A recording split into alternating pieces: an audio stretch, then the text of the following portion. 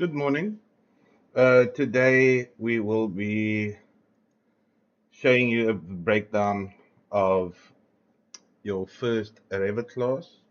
This will be an introduction to computer-aided drafting. The key topics will be the overview of Revit as a drafting tool, interface navigation, units, scales, templates. So I will be showing you guys how to use Revit as a rough basis, focusing on those topics. So once you've opened Revit, you should have a screen like this showing open new for models and families, showing all your recent projects that you have done.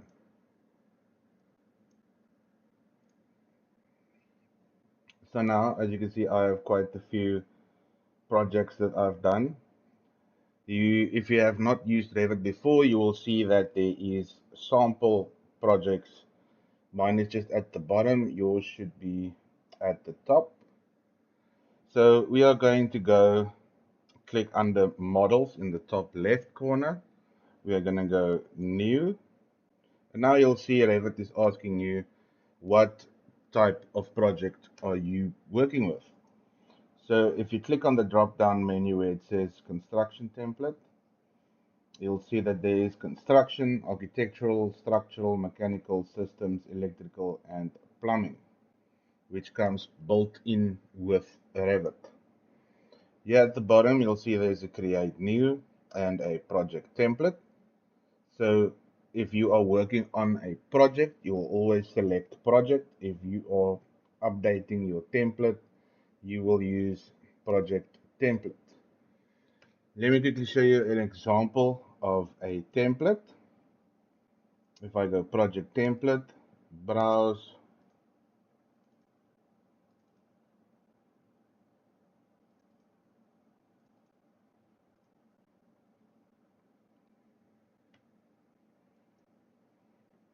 and now I have my residential template selected. As you can see, there's .rte, which means this is a template file for R Revit TE template. If I click OK,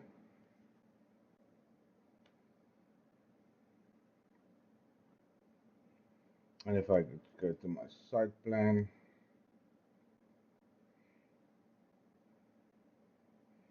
you'll see that I have notes here with already created walls, floor, tags that I've created for my template. I have some fixtures that I've loaded in. There's also walls over here. And then there is windows that I have in my project. So now just to showcase what I've done in my template. As you can see, there's already schedules set up within this project of mine. So what the template essentially does is if you pre-do, pre-build stuff in your template, each and every time you open up that template file, your schedules that you've already set up and built will then automatically start to populate, which makes your life at the end of the day a lot easier. I have a drawing schedule as well, showcasing each and every drawing with their current revision, revision date, and did I provide that to my client. So the quickest way to get to finish a project early and on time is set up your templates correctly so that you don't need to redo everything for every single project. Let me just close this off.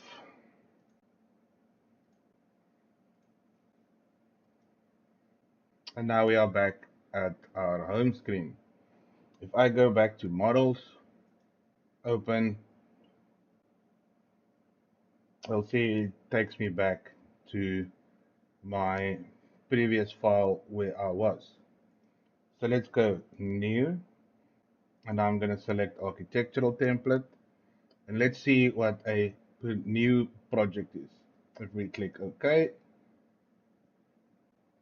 and as you can see, there's nothing has been set up yet. Everything is blank. So if you create a new project, keep in mind that you are starting on a blank canvas. There is nothing in this. You will have to build everything from scratch. So what can we do in Revit? We can create walls, doors, windows, even some components, which we'll be getting to later. Columns, roofs, ceilings, floors, and curtain wall systems. You can also do ramps, wall openings, and tag those appropriate areas on your floor plan. And then we have grid lines, your datums, which is very important. Grid gets used on a floor plan mainly, and on your elevations and sections, should you be working with a lot of columns.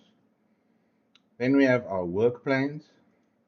This, if you are working with a multi-story building, this comes in very handy when you set your work plans to know where you have to start drafting. You can show the work plans to show, okay, I've selected this area to work on. You can create reference planes, model text, model lines, and you can create groups. So this is your architecture tab that shows all of your main drafting tools. So if we go to annotate, then there is all of your annotation tools that you can use. You have your dimensions, you have your elevation spots, coordinate spot, and your slope spot. So elevation spot gets used on your floor plan and your sections to show different heights of your elements. Spot slope, it's so pretty self-explanatory. That gets used to indicate your slope of your roofs or ramps or anything with a fall. Then we have our detail lines. This is your quick AutoCAD tool where you can draw in lines.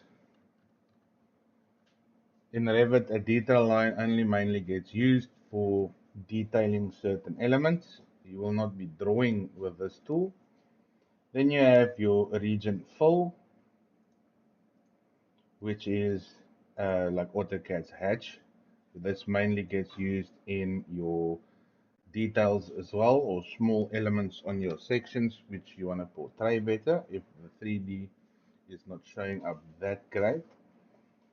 Then we have revision clouds, components, detail grouping, installation. Then we have text to annotate with. So text is just your normal text file, and you can add your justification arrows to indicate what you are referencing to. Then we have tags. So tags work on individual elements. We'll get to that when we go more into the 3D space. So if you have a window or a door or any element that you've incorporated into your project, you can tag it by the category, or you can tag everything at once, and you just have to go and neaten up the drawing. So room tags, if you have created your walls and your rooms on the building plan, you can use the room tag to go and tag those specific areas. If you have stairs, you can use the thread number to go and tag those as well. So keynotes are an important part of Revit, which makes life a lot easier. Obviously, I don't have anything loaded here because we are in a new project. Keynotes are, in a sense, the exact same as your text files, but we will get into that in the later stage. Then we have massing and site. We will not be using conceptual mass or model by face. We will be focusing on site modeling, where you use your property lines, site components, and a topo solid to create a nice little site. You can also, once you have property lines and a topo solid that you have drawn your site, you can use your contours, labeling contours function to indicate the slope of the property.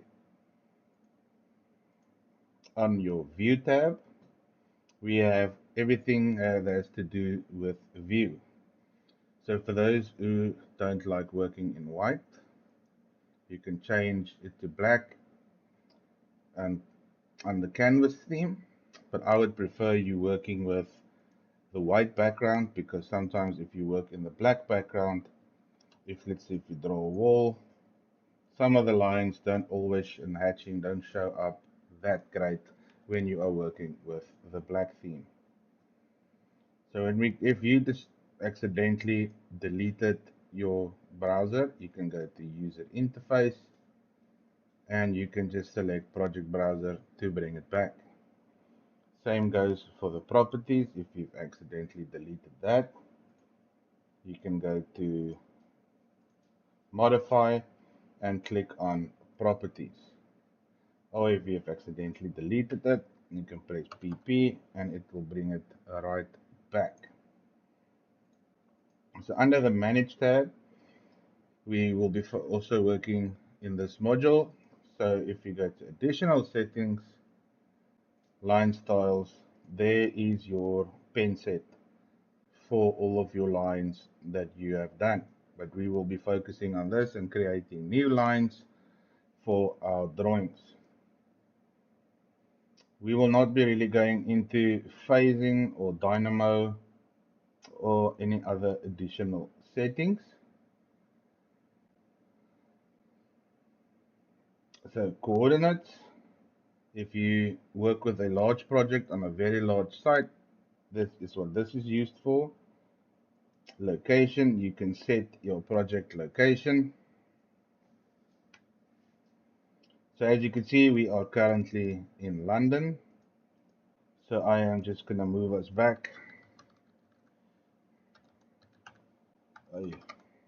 Cape Town, and we hit search and click on Cape Town, South Africa.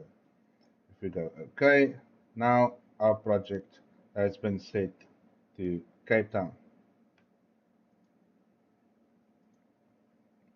Position, this is used for your True North and Project North. So sometimes your site might be sitting like this, but that is not a really great working space, because then you can cause multiple inaccuracies in your building. So if we want to set it to True North, we will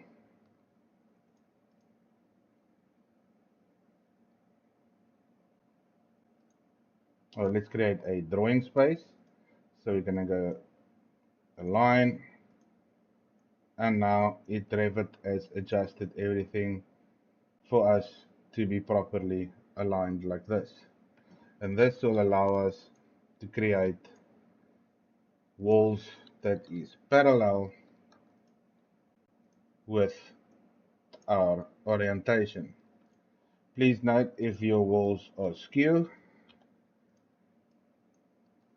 then Revit will not be able to snap to that line to give a proper dimension. Okay, so let's go File,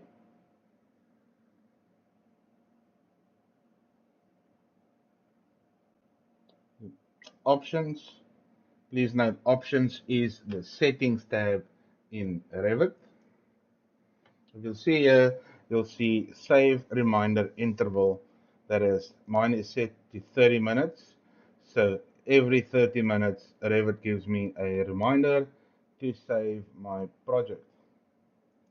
If we go to User Interface, I would recommend not to change anything under User Interface. Colors, as you can see, my canvas color theme set to dark. My background is white. So let's change this to light, and you'll see Revit updating everything. If we go back there, this is how my Revit has been set up over the years. Let's go dark, and you'll see it'll change everything. Let me go back to options. dark, and just change it back.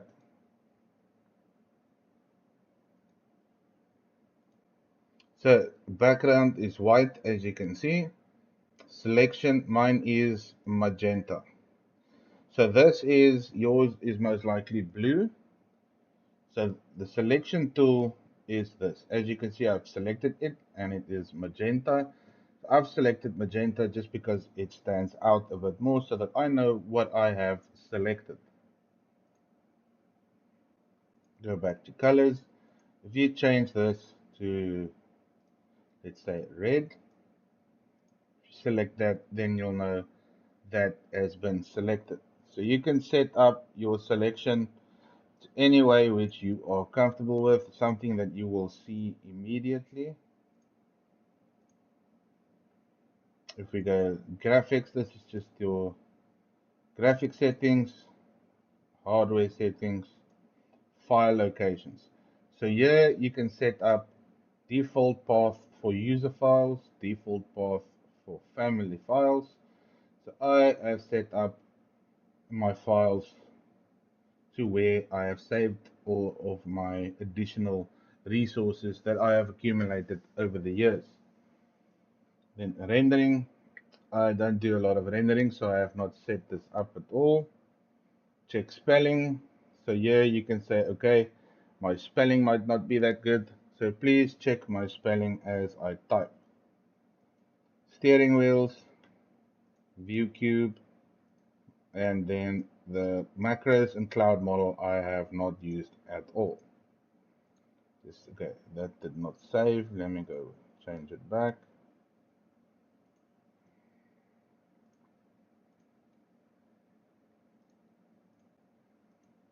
Okay, there we have that. So here on your view tab, you'll see there's a little couple of small elements hiding here at the bottom. So let me just draw in a wall again, and let's add a dimension just for now to showcase the scale function. So Revit has a built-in scale that is unlike AutoCAD, where you have to scale your text and everything appropriately to show up on your drawing. So if we go down here for scale, you'll see that there's a couple of built-in scales already. So we are currently on 1 to 100. So if we go 1 to 10, you'll see my hatch and my dimension has already been updated. So if we go 1 to 1, you'll see that everything is becoming smaller.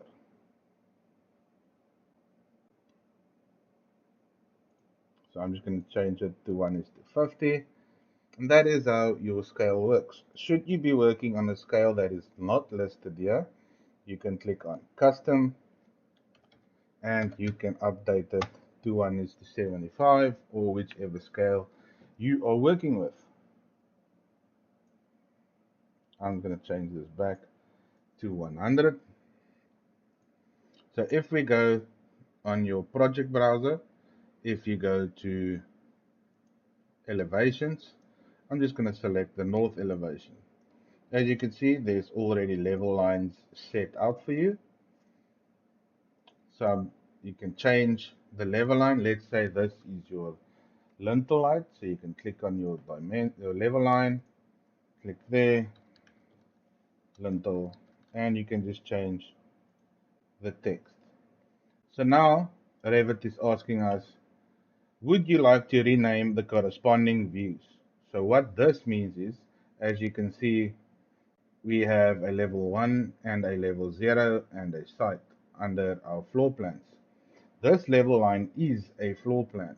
So if we say yes, you'll see that our level 1 has updated to lintel height.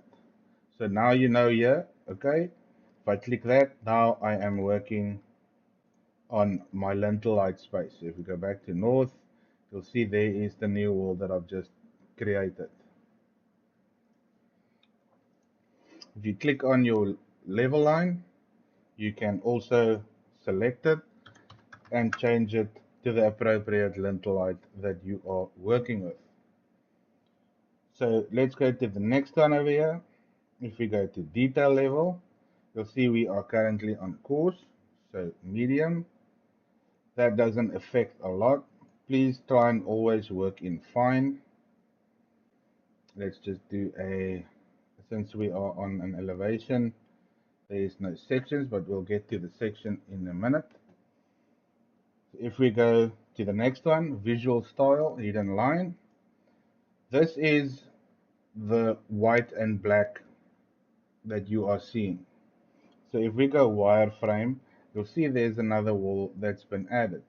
So this is the X-ray vision like AutoCAD has for a 3D drawing. If we click on shaded, it shows us the materials that we've set up for the specific wall that we've created. If we go consistent colors, it gets more and more realistic. If we go textures, you'll see that there is our brick texture. If we go realistic, it changes it a lot. So I'm just going to switch back to hidden line. The next one is sun path. So if we click on sun path, I'm just going to go okay. See where, okay, that's will only show on 3D. We will not be seeing 3D in this module. If we select our one next to the sun, that is shadows.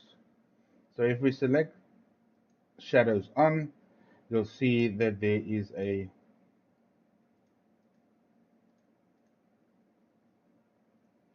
that darkness that you see there. That is the shadows that is starting from the sun that we've put in. So let's go ahead and create another wall over here. Let's see. As you can see, there is our shadow line for our building. So if you want to play with that, you are more than welcome to. And then we have show crop region. This shows how what you want to show on your drawing. This comes in very handy for details. So there you can only show what you want to show. But since I've adjusted the crop and I hide it, it goes away, but that is also still showing. So if we go to the left of it, do not crop view, then it will revert back to what we've initially drawn and you will see everything that you have created in that view. So the next one is reveal hidden elements. That is if you are working and you hide something, you can click on that and Revit will show what you have hidden. As you can see, this wall has been hidden. So if I unhide it, it will revert back to a grayish color. And that is basically what you will be using in Revit for this module.